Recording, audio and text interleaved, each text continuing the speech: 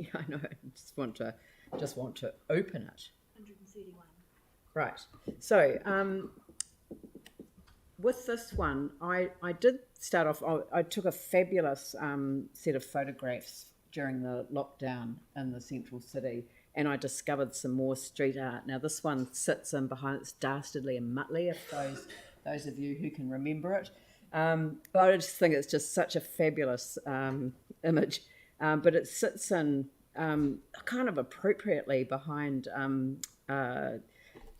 what's that pub called, Gary Moore's?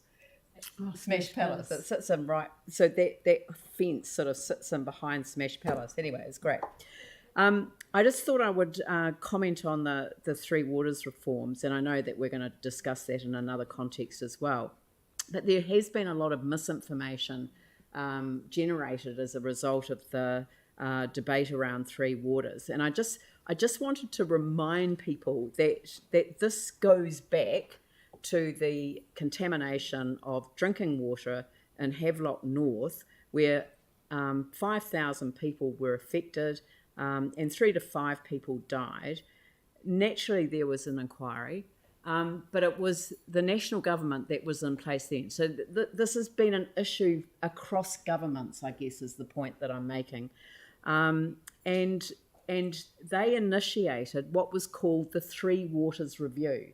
And all of the information around the Three Waters Review sits on the website, but you probably don't see it when you go onto the Internal Affairs website because they've focused on the Three Waters reform. You've actually got to go into the Three Waters Review to see what led us to this state. Now,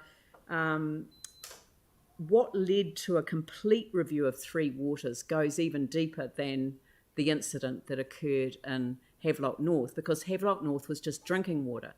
Drinking water has an association with wastewater, but not with stormwater. So there are some issues that sit in behind this, and governments, plural, have been worried about poor planning management and risk exposure across the system with vulnerabilities and possible risks that need to be addressed. And the following factors were highlighted, and I just want people to remember these.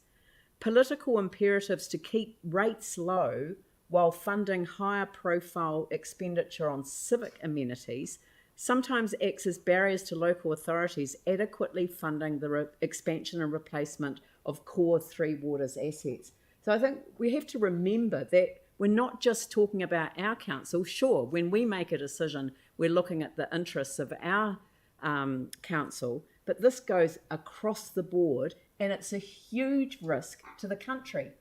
And I want us to remember that. The balanced budget requirement doesn't necessarily produce the funding it could for asset renewals, and sometimes depreciation funds, you will be surprised to hear, are allocated for other purposes. The local government funding agency fiscal covenants restrict ability to borrow. There is little consistent, reliable information on the state and performance of Three Waters assets and service delivery.